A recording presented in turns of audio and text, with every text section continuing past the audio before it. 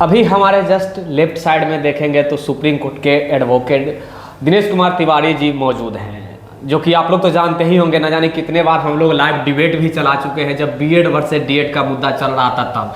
और आज हम सर से पर्सनली मिलने के लिए आए इस बीपीएससी में तमाम प्रकार के फर्जीवाड़ा कहे या फिर तमाम प्रकार के त्रुटि चल रही है। एक तरफ सुप्रीम कोर्ट की तरफ से रोक लगाया गया कि भैया आप अभी बहाली नहीं कर सकते हैं, लेकिन सुप्रीम कोर्ट को इग्नोर करते हुए बहाली प्रोसेस आगे बढ़ गई।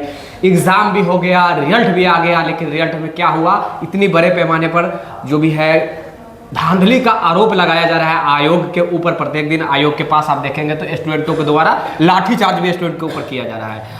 सर सबसे पहले तो आपका बहुत बहुत स्वागत है सर। Thank you. आज सर पहली बार आपसे हम मिले हैं सर, और मतलब रूबरू पहली बार मिले हैं। हम लोग तो लाइव डिबेट में बहुतों बार मिले हैं, अति जो भी हम लोग लाइव चला है डीएड वर्सेस डीएड का मुद्दा को लेकर। आज हम डीएड वर्सेस मुद्दा के ऊपर नहीं आए हैं सर, डीएड वर्सेस बीएड का। आज ये बीपीएससी जो एग्ज़ाम कंडक्ट कर ली, उसके बाद इतने बड़े पैमाने पर धांधली कहा जा रहा है कि हुआ है, मनी फॉर जॉब हुआ है, ये पार्टी की तरफ से भी कहा जा रहा है। तो इसके बारे में क्या कुछ आगे की हो सकता है सर, ये मैं तमाम स्टूडेंटों से। अनियमितता के आरोप पर अभी हम कुछ नहीं कहेंगे, लेकिन 28/8/2023 का जो ऑर्डर था उसमें ये स्पष्ट रूप से था कि जो एग्ज़ाम जो एडवर्टीजमेंट है और सब्सिक्वेंट स्टेज मतलब जो एग्जामिनेशन है वो इनवैलिड है। यदि एडवर्टीजमेंट इनवैलिड है और subsequent step means examination invalid है तो अपॉइंटमेंट जो अभी रिजल्ट दिया गया है वो वैलिड नहीं हो सकता। तो ये जो बिहार सरकार का जो स्टेप है वो सुप्रीम कोर्ट के ऑर्डर के खिलाफ है।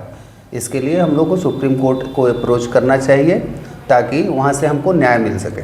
जी, ये सर जो अभी आपने बताया कि सुप्रीम कोर्ट के अप्रोच के खिलाफ है, ऑर्डर के खिलाफ, ऑर्डर के खिलाफ है। क्या स्टूडेंट आपसे संपर्क किए हैं या फिर खुद अपने तरफ से सर जा रहे हैं कि सुप्रीम कोर्ट के जो भी है जजमेंट को अवमानना किया जा रहा है?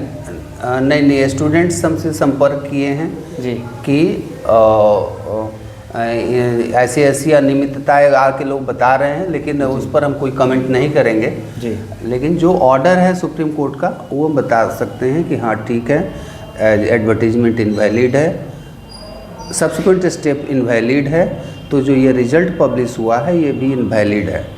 इसके लिए हमको कोर्ट को अप्रोच करना पड़ेगा ताकि कोर्ट इसको भी इनवैलिड डिक्लेयर कर सके। 2 तारीख के सर नियुक्ति पत्र बंटने वाला है, जैसा कि आपके पास भी मैसेज पहुंच ही गया होगा, जिसमें मुख्यमंत्री उप मुख्यमंत्री नियुक्ति पत्र गांधी मैदान में बजाते एकदम बॉर्डर भी मतलब तमाम टीवी पे चल रहा है। ब्रेकिंग न्यूज़, 1,22,000 शिक्षकों की नियुक्ति पत्र बंटने वाला है पटना गांधी मैदान में। तो एक तरफ नियुक्ति पत्र, एक तरफ सुप्रीम कोर्ट, ये क्या चल रहा है सर? हम लोग कोर्ट को अप्रोच करेंगे। कुछ लड़के मेरे पास आए हुए हैं इस बात को लेकर के। 30 तारीख को कोर्ट खुल रहा है, हम लोग प्रयास करेंगे कि 2 तारीख तक इसको लगवा के और सुप्रीम कोर्ट से कोई ऑर्डर इस संबंध में ले सके, ताकि जो यहाँ भी जो भी नियुक्ति की प्रक्रिया चल रही है उसको रोका जा सके।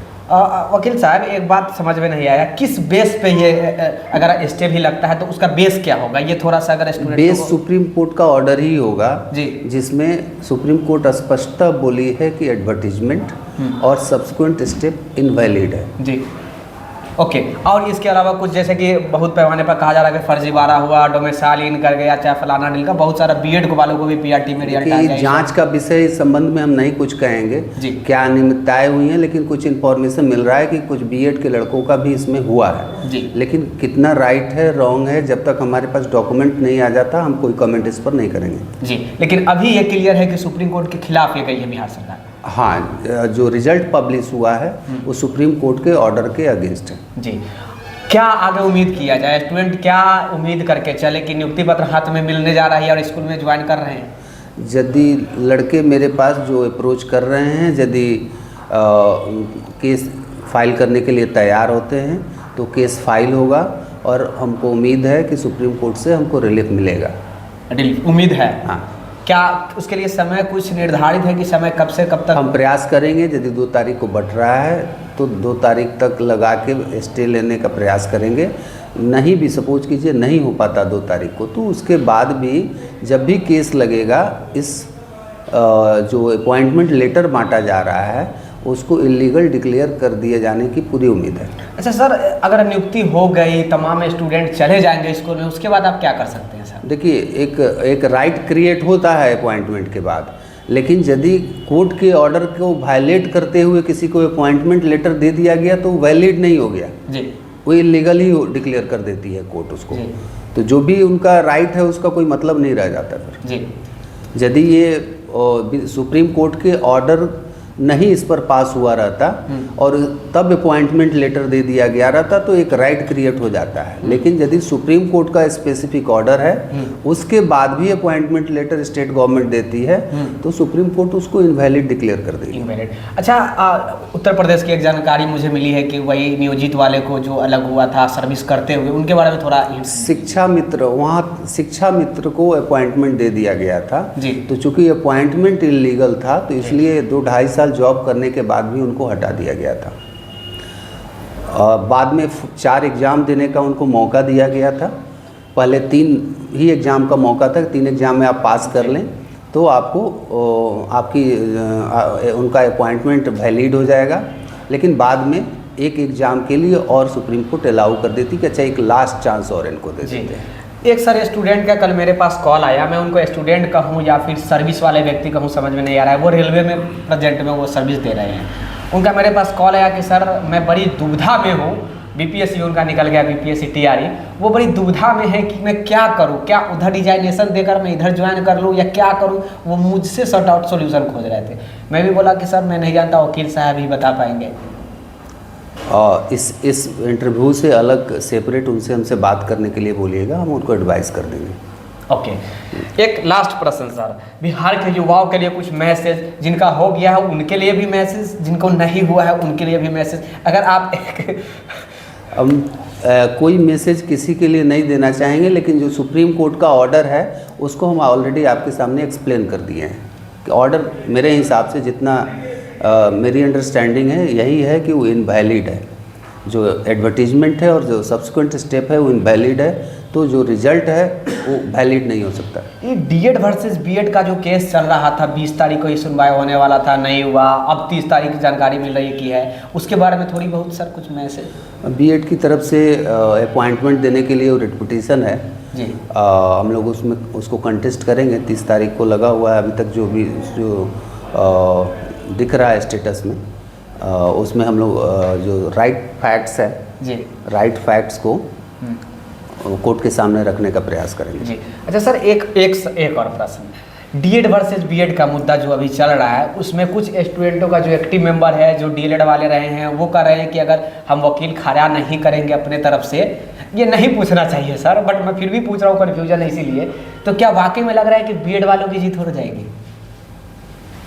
जो सुप्रीम कोर्ट का ऑर्डर है उसके हिसाब से बीएड एप्रोप्रिएट कोर्स नहीं है क्लास 1 से 5 तक के शिक्षक के नियुक्ति के लिए।